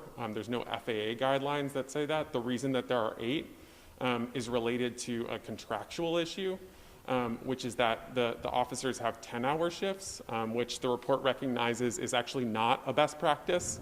The best practice nationwide is to have 12-hour shifts, and because that results in more time off actually in between. So that's kind of the nationwide best practice. And so if you move to that, you're able to by nature of that, decrease that. So that's another finding, but that's one of the pieces that within the report will have to be dealt with in contract bargaining with the BPOA, which is the police officers union. So that has to be collectively bargained, and their next contract isn't up until next spring. So there's a whole host of the recommendations that will have to, from that report, that will have to be collectively bargained or that fall under the current contract. And so what I think, and so there's all these questions within this debate that we're trying to sort out in terms of the total, this issue of cap, how much wiggle room do you allow for people to be in the process of hiring but not actively serving, and then how do you figure in the airport officers? Do you count them aside because they don't come into Burlington, they just serve at the airport. So and they're only at the airport, and that's an FAA requirement that they have. What we found is 4 officers there, not 8, but by nature of the contract and how the staffing works, they've had 8 there. So that's the last resolution on the agenda for Monday. So that kind of gives you the full scope of Monday's discussion. So it should be a pretty long meeting, pretty interesting meeting, but happy to answer any questions that folks have. Okay. Thank you, Max. So do we have any questions or comments for Max or Joe? Anything from the audience here? Chris? Yeah.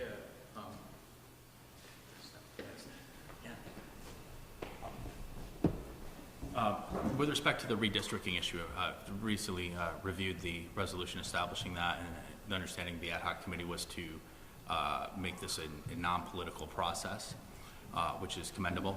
So the question I have for the councilors is, having stated that desire, would you support a charter change that would remove the city council from the process permanently and delegate or convey authority for determining maps and district boundaries to an independent commission made up of representatives from the various wards as articulated in that resolution? Yeah, I mean, I don't really have an issue. I don't really think that that it's necessarily great to have councilors doing it. Like, I think we saw some of the impacts of that the last time with Ward 8. Like, one of the things so if you don't know, Ward 8 is a ward that has a very small arm that's like Buell Bradley Hungerford, and then it goes up and captures all of the University of Vermont campus. That was really the result of like advocacy from councilors who wanted certain other areas like Maple Street, Robinson Parkway, that some of those neighborhoods not to be included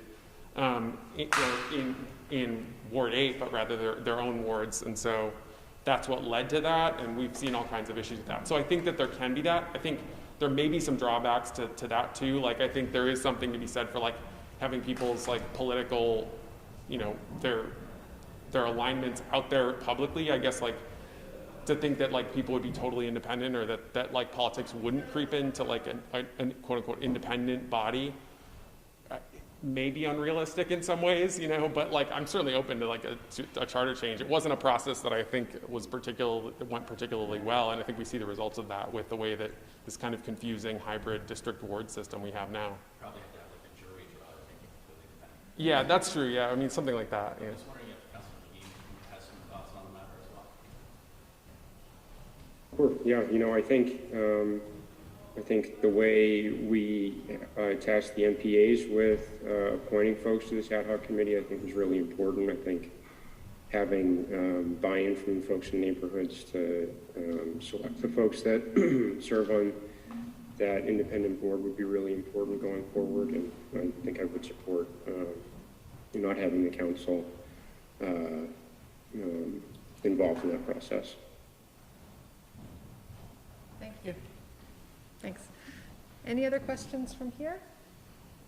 No? Any questions or comments from the Zoom audience for our councillors? No. Okay. Thanks, everyone. Thank you, Max. Thank you, Joe. Next, we'll move to our state reps, and we have the pleasure of having Kurt McCormick here in person today. So, Kurt, would you like to share what's been going on at the state level? If you can grab that and then stand right about there. And this is far enough I can take my mask off. Yeah, that's fine. Thank you. I'm Kurt McCormick, and I represent most of Wards 2 and 3, which is most of, not all of the Old North End and all of downtown. I think you've heard me say this before, but I mean it more than ever. I'm going to be prioritizing climate issues over everything else. This coming session, I think that when we look at the weather extremes that we've had, not so much in Vermont, but around the country, I think people are finally ready to do something. If they're not this year, then we're really doomed. So, so I will continue working on the things we've been working on. I'm the former chair of the House Transportation Committee. I had some health issues and I had to step down, but I'm still on that committee. And we'll be working on more for incentives for electric vehicles, especially for moderate to low income people to actually get them in these cars. We've got the price quite a bit lower now with all the different, with the federal tax credit and this incentive. A new EV actually costs less than a gas car of the same size. I think we should be requiring all new buses to have to be EVs. There's a couple running around Burlington right now. If you've been on them, they're really great. The drivers love them. We should not allow any agency to continue, including a school board, school district, to purchase a new diesel. These things are lasting at least 12 years, and they last much more than that. Then they go down to Guatemala or someplace afterwards. Well, they'll continue to burn fossil fuels. So, but even here, we tend to keep them for 12 years. That's much too long to be investing in a brand new diesel vehicle. So they should have to be purchasing EVs. The state can take care of the difference in the cost, which isn't that great, actually. We need to expand Amtrak. It's a great time to do it. We have a president of the United States who is more supportive of Amtrak than probably any, well, he clearly is more supportive than any president we've ever had. And we'll be getting Amtrak service, the Ethan Allen Express coming into downtown Burlington, and we need to get that train up to Montreal as soon as possible, and then keep working on other services, possibly like down to Boston. Fare free for transit. I'm going to be frank with you. Every year we've been able to do it. We haven't been able to do it in a permanent sense. It's always been something that we fought for in the budget. We got it. So it's an annual fight, and we could use help from people in Burlington on this. Even Green Mountain Transit does not support it, so that's a problem, okay? So we could really use people's help to keep transit fare free. And you know, that's a really important issue to me because of my district. People who have been in the NPA for a while might remember this study that I did of the district comparing the carbon footprint of the average person who lives in this district compared to the average person in Vermont and the average American. Would you believe that car ownership in this district, 32% of the households, not even the people, but the households, have no car, okay? We live in less space. We obviously live closer to each other. We live in town. A much higher percentage of people in this district walk to work, and a lot of it has to do with work. The census collects these things, and they have it right down to the state districts now. More people walk to work, more people ride bikes to work, much more. More people take transit to work. And then when you consider that 32% don't even have cars, that rivals big cities. And this district, frankly, if we could get more people around this country and around this state to live more like the people in this district already do, we would be well on our way to solving the climate crisis. So, that's why I couldn't help but say what I did to Darren. There's much that we can do already. And it doesn't cost much money to not have a car. As a matter of fact, it's a savings. So I see this district really as truly, it's got to be the most progressive district in the whole state. And I'm very proud of it, this district, and I think we need to provide the leadership to the state so that the state can provide the leadership to the country. It's not so much our emissions. Sometimes conservatives will ask, well, what difference do we make anyway because we're so small? It's a good point. The difference we make is leadership. And I've been involved with bills in the past. I was in the legislature back in the 80s and 90s. I won't get into all those different things we did back then. But we passed some bills that influence the debates in Congress because we were the first state to actually do it. And when a state does something, industry listens. Lately, some industries are ahead of the government, certainly ahead of the federal government. And so that's a nice dynamic that I really enjoy working in. And a couple of other ideas about how to do these things. Fee-bates or luxury car taxes. We need to get big cars off the road. I have a dream that this state will actually look different than other states, so that when a traveler an American comes to this state, it's going to look different.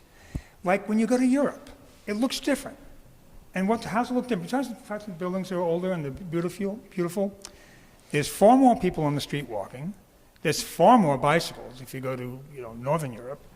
And what's the big one? Electrified rail, all over the place. Okay, that's why they've always used less than half as much energy as we do, with higher standard of living and much better health care. Okay, so I think this state could become a place where when people visit here, they see small cars, small trucks and vans like Europe. So a luxury car tax puts a tax on the price of a car, because the more expensive ones tend to be bigger. It's not necessarily so, but it mostly is. And even if they're smaller, they're gas guzzlers, like Lamborghinis and Maseratis and those things. They're not that big, but they use a lot of gas. So that's a luxury car tax. I'm going to try that. I've got an intern working on it. If we can't sell that, there's something called fee-bates. Fee-bates it's a made-up word. It combines two things, rebates and fees. So you pick a number, like the car has to get, let's say, 35 miles to the gallon. Anything less than that, you pay a fee. Anything more than that, you get a rebate. Okay? And we need to have this money be big enough so that it actually matters and affects the market. It doesn't take much. Look at the price of gas. Look when the price of gas drops. Look what happens. Immediately, SUV sales go up.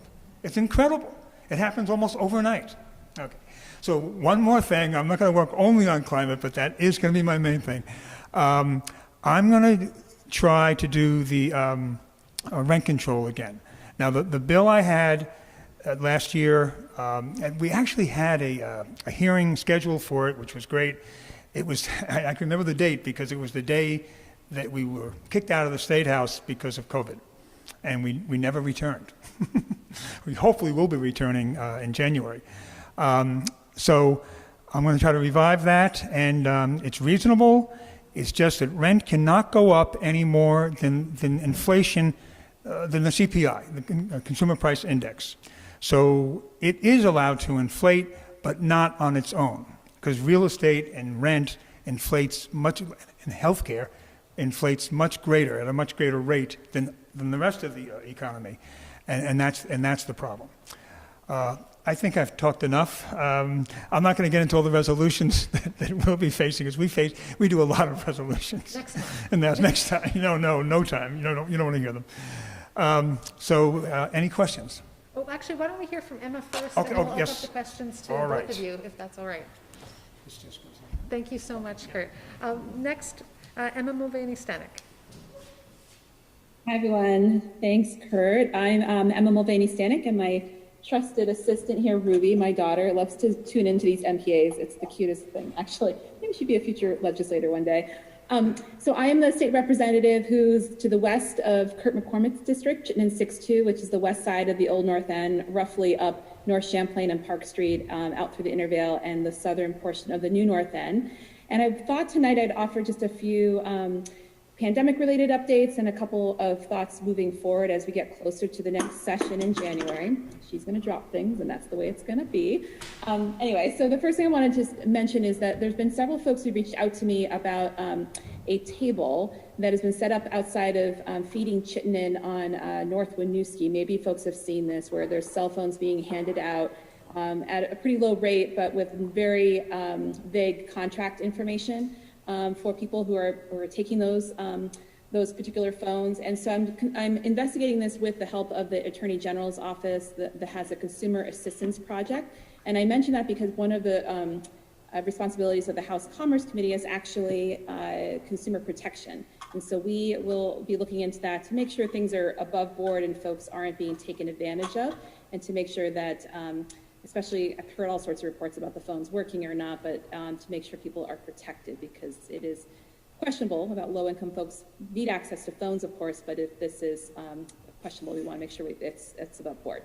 So that's the first piece. The second piece, I want to just mention a couple things that are programs that have been refunded by federal ARPA money, which is the American Rescue Protection Act, I think is what ARPA stands for. I should have that burned in my brain at this point. But there's a few, so I consider economic justice recovery programs that support working people. And one in particular is the Vermont Temporary Broadband Subsidy that's put out through the Department of Public Service, which is a $40 credit for folks to help cover your internet bill. This is something that will run from, you can do it retroactively to March 2021, all the way to the end of this calendar year if you qualify, and there's a lot of qualifying factors such as loss of childcare, loss of a job, being laid off, all sorts of things, and you can look a little bit more. I have some information that I've posted in a few sites, and I try to post in the Old North End Facebook group as frequently as possible, so I'll make sure that gets there as well. Could help, every little bit helps to cover, basic needs. The other economic assistance program is that there's been more money put into the Vermont Emergency Rental Assistance Program, which is both for rent and for utility bills. So this is an assistance program. The rent side of it are for folks who have 80% of the area median income. So that's higher in the Burlington area than it would be, say, in Sutton, Vermont, or Newport, Vermont. And that's another assistance program for folks who need that support to help keep in their houses and stay housing secure. And the second portion of that program is to utilities. So that's everything from your water bill to your electric bill. This includes utilities that are publicly owned, like our water division, as well as Burlington Electric Department. Similarly, it's for folks who have a qualifying pandemic-related need. But that one I want to emphasize is going to end on October 24th. So I really want to make sure people get their applications in and look into that if it's something that you might be able to benefit from. It's designed for people who get behind in their utility bill, so it might benefit you, so please take a look at that. This is my comic relief over here. So the other piece I want to mention is, because it's on a lot of minds of legislators and certainly a very scary reality for almost 1,000 Vermonters, is that the housing assistance program that has been housing folks in motels and hotels and other means is ending very soon, and it's been questionable about whether there be another extension. We've been playing this kind of anxious game since July. There is federal money available to fund this through the end of the year, and it's been very questionable about whether the governor will extend it yet again. I've heard, I haven't confirmed this yet, but I've heard that he might be extending it, but it's unsure about how much. If we're doing another 30 days, are we doing to the end of the year? I raise this because there's, as I said before, almost 1,000 people who are going to be impacted by the decision of the governor. And there are actually some activists on the stairs of the State House at this exact moment, camped out for the weekend to make sure that the governor doesn't forget that this impacts real life people. So I want to make sure to amplify that so people know there are people organizing and trying to draw attention to this very important issue, to really make sure the governor does the right thing, and that we actually think beyond the end of December even. We had a moment where we have housed all these people in Vermont who needed access to secure housing, and so essentially mostly ended homelessness in the state. And so we have this opportunity to really continue this going forward once we hit the session again, and we need a governor who will partner with the legislature in that regard. The last quick thing I just want to mention is just looking forward, as Kurt sort of mentioned, transportation and climate change being his kind of focal area. Labor issues are an issue that's near and dear to my heart, and so one bill that I'm working with a few other House reps on around a $15 minimum wage by 2025 is a bill that's already on the wall, but trying to really advance that and add to it eliminating the tipped minimum wage, which is a sub-tier, has a very sexist and racist history to it. Actually, I can go into it more with folks, but it's a chance to really modernize our labor laws, really learn from the fact of why people are not returning to low-paid work that's hard on people's bodies and souls, frankly, because it's low poverty wages. And it's time for Vermont's wage minimums to catch up. And the last two pieces on there is that the piece of that will also hopefully be requiring reliable work schedules. So this is another pattern in retail and service industry jobs where people aren't given reliable schedules. So it's very hard to secure childcare or work a second job when you're not sure what your schedule is week to week until the last minute. So I'll stop there actually, and I'm happy to take questions when we're done hearing from other legislators. Thanks so much. Thank you, Emma. And I think that you two are the only legislators who are on today's call. We had a few more who had wanted to join us, but I think weren't able to because of other meetings tonight.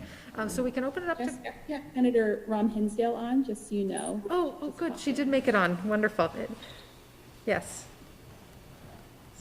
Oh, great. Yeah, I didn't know if you wanted to do just House members and take questions, but I really feel from what I heard from Kurt and Emma that we're very much aligned and on the same page about priorities that have long been delayed priorities for Vermonters. Sorry about that. My computer charger has decided to stop working, my battery, so I'm a little bit sort of informal on my phone. But first of all, Emma, great assistant. Good job, Ruby.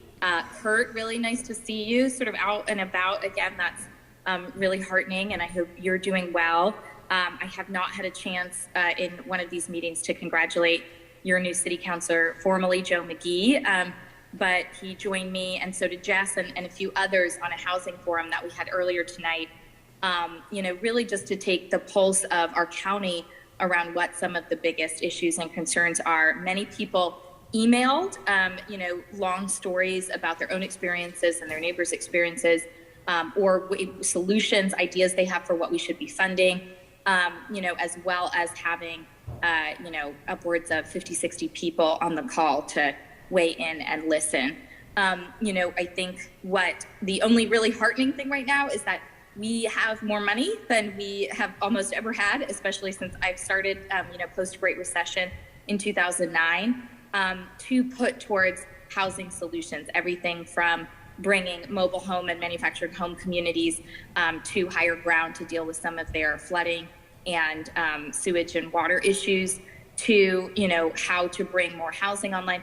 We had a economic development and housing meeting where the governor's team said over and over again how much they want to house the homeless. And, it seems we agree, except as Representative Mulvaney-Stanek pointed out, we seem to not be able to agree on keeping the precariously housed folks we already have in motels there so we can make sure to give them all the options they need to remain, in stable settings that work for them. So I'm in full agreement that it would be nice to have the governor kind of not play this game of, extension once a month. We have the money through December and it's only going to get colder from here, and we should really give people some certainty and give our motels and hotels some certainty. And I think one of the most encouraging stories has been a 17-year-old student out of Windham County who has, single-handedly brought a lot of advocates with lived experience around homelessness into the conversation, other young people, and called about 100 or more motels who have been housing, those Vermonters who need that support, and heard from about 50 of them that they'd love to continue the program. So she is really a great example of what everyday Vermonters are doing, Addie Lenzer, to try and be part of the solutions that we know we're capable of in Vermont to make sure everyone has a house, everyone has a warm meal, etc. Two other, quick things I want to mention that are big priorities for me this session, just in case I don't get to talk to you all again. Actually, next month, I feel very privileged to go on an exchange for government officials in the U.S. and Germany, and it's for BIPOC and marginalized community elected officials. And so, just really excited to see what's happening with their transition and be part of, I think, a really important exchange. So may not be here, but, really just wanted to talk about an environmental justice bill. As some folks know, it's been a priority of mine for 15 years. It's what got me into the legislature. And I think now is a really critical time to recognize that environmental health is such a big contributing factor to social determinants of health, your access to housing, safe, habitable housing, transportation, the environmental costs and benefits that exist in your neighborhood and in your community, in your zip code, can really influence your outcomes, whether or not your kids have, as we know well in Burlington, the presence of lead paint in the home, and if you have the wherewithal to talk to your landlord or get that remediated through the city or other means. These are all contributing factors that we know are only compounded with a pandemic that makes it harder to reach services and supports, as well as has people in their homes a lot more than they have been in the past. I think we have a great opportunity to finally pass that bill and join 40 plus other states in having an environmental justice framework and a civil rights lens on our environment and climate policies. And it is likely to be a priority of the Climate Council as well, the bill that I've introduced, S148. Finally, one of the reasons I asked to be on Senate Government Operations is because there has not been someone from Chittenden County on that committee in a while. When I look around, there's not so many of us, who have been through redistricting in 2010. Redistricting can be a very messy and emotional process. And then sort of 5 years later, people forget we ever did it and we have to do it again in another 5 years. So every 10 years, we have this redistricting process. Given that we're a state that has one congressional district, we don't have the same national concerns around gerrymandering that we're seeing in other states seeking to disenfranchise voters. But Burlington and Chittenden County are often, the kind of marginalized group with other legislators who say we already, frankly, have enough support or power. And yet, Chittenden County once again has grown. Chittenden and Franklin counties have grown. And we've seen some loss of population in Rutland, Windsor, and the Northeast Kingdom. So we're just trying to sort of gauge all of that. And whereas the House usually is, where a lot of the fights happen, may or may not be the case, but a lot of people are watching the Chittenden County Senate districts because we have set in motion a process to break up the very large Chittenden County Senate block into potentially 3 or fewer smaller blocks. There can be no more than 2 senators, per, actually, that's not true. Not that there can be no more than 2 senators, but we just have to break it up potentially, while we're also, if the numbers really pan out, potentially getting a 7th Chittenden County senator. So, I'd like to bring Huntington back in to Chittenden County where it belongs and, have a conversation around Colchester, which has, had a prime place under Senator Mazza, but, we can't sort of build our boundaries around personalities and specific legislators. So, we have to have some real tough conversations around Chittenden County, but I think ones that we ultimately have some alignment, trying to make sure we keep certain communities intact that have, relatively similar characters, and giving people an opportunity to think about running for the Senate who may have felt very daunted by a larger district, such as all of Chittenden County, 1 in 4 Democratic voters, or 1 in 5 members of the state population. So that is a little bit from me. And again, I hope people see from Porch Forum posts, et cetera, see messages. I would just like to add next Tuesday at 5:30, I hope I'm right about this, but next Tuesday at 5:30, a lot of folks, have been very outspoken in the past about refugee resettlement, was a bit of a liaison for immigrants and refugees in Burlington when I worked for the city of Burlington. So I've been getting a lot of requests, what can individual people do to help asylum seekers and resettle refugees, particularly from Afghanistan right now. So we're going to bring a lot of the experts together, and there's some really promising new developments out of places like Brattleboro and Rutland to help join that refugee resettlement effort. So we'll be having a Zoom town hall about refugee resettlement, and especially how we can support our new Afghan neighbors as they arrive. Great, thank you so much. We're so fortunate to have such a wonderful representation at the state level from the folks here, so thank you. So we can open it up to questions for all three. Mayumi, you've had your hand up for a while. You go first, and then Tony. Okay, hi. I had two things to say about the woman who spoke before Keisha. I'm sorry, I can't remember your name. I apologize.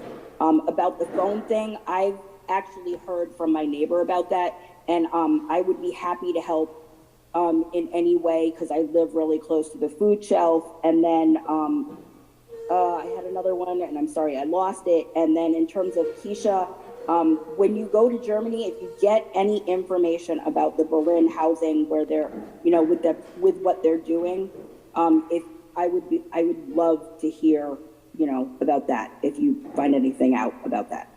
And that is that. Very excited to hear more about their social supports and programs and the ways they invest in human capital. So absolutely. Yeah, I've been following that for a while. So when you get back, I would love to meet up with you and hear what you have to say about that. I would love that. And Mayumi, it's Emma who spoke before Keisha, and I'd be happy to connect. So you, since I can't chat on this Zoom setup, which is totally fine, you can either find me through the legislative website or on Facebook. You can even message me there, and you should be able to just Google me. I'm the only Emma Mulvaney-Stanek in probably the country, or maybe the world. But please do reach out, because I am trying to just gather pieces of information. It's been a little funky, so thank you. Thank you. Tony. Yeah, hi. My question is for Keisha. First, they're happy that there's efforts being made to bring refugees, and particularly the Afghans, here to Vermont. That's really worthwhile, and to hear that there's activity across the state. I heard your comment about the governor saying he was in favor of helping the poor with housing, and this is really part of the big lie that we have in housing. I think you're aware that the term affordable really is the big lie. There is no affordable housing provided by the city or by the state. It's all federal. I think the Center for Budget Priorities just this week said, it brought everybody's attention and said, hey, wait a minute. The only thing that meets the needs of people who cannot afford housing is the housing choice voucher that's only available here in Vermont from the federal government. And earlier tonight, we had a report on the South Champlain 48-unit housing project, of which 20% of the units, which I guess would be about 10 units, will be quote-unquote affordable. They're part of the inclusionary zoning requirement, which is a wonderful requirement we have in our city charter. And those units are going to go for $1,100 a month. That is what the nonprofit community provides, is $1,100 a month apartments. They're not affordable by anybody with low income. It's nice to have the housing, but we really need to have first the rental, the rent control that Kurt McCormick spoke of briefly, and we need the state, and I would hope that the city, to begin a program that provides the same thing as Section 8 for the feds, which is 30% income max. And we need a legislator to stand up and sponsor a bill to start that rolling. Otherwise, we just continue this what I call it, just like the big lie on who won the election a year ago. We have the big lie on the word affordable applied to the efforts of the state and the city on housing. Mm. Well, I mean, Tony, I always appreciate the way you frame things, without sort of giving us a lot of wiggle room, which hold our feet to the fire. As I said, I really feel like housing, which is often we sort of forego for shinier objects, a really, really big priority this year. And you're right, so much of the money we put towards it is federal. I want to put a small plug in, for the program that Governor Kunin started so many years ago, the Vermont Housing Conservation Board, which is where we funnel a lot of our state resources to really try and have high impact in developing what sometimes become international models for providing affordable housing and homeownership. I think of the shared equity homeownership program that's, it has been internationally awarded. We, have first-time homebuyer tax credits, which is a way of us foregoing state revenue to help first-time homebuyers. And, we do give state money to some of these housing projects where they'll say, the state money you give, for every dollar you give, it can be leveraged into $18 from other sources like federal funds and grants and, other support. So we are certainly very conscious that every dollar we put into housing multiplies very quickly. It still has never been enough, and we're feeling the effects of a lot of our lack of investment right now.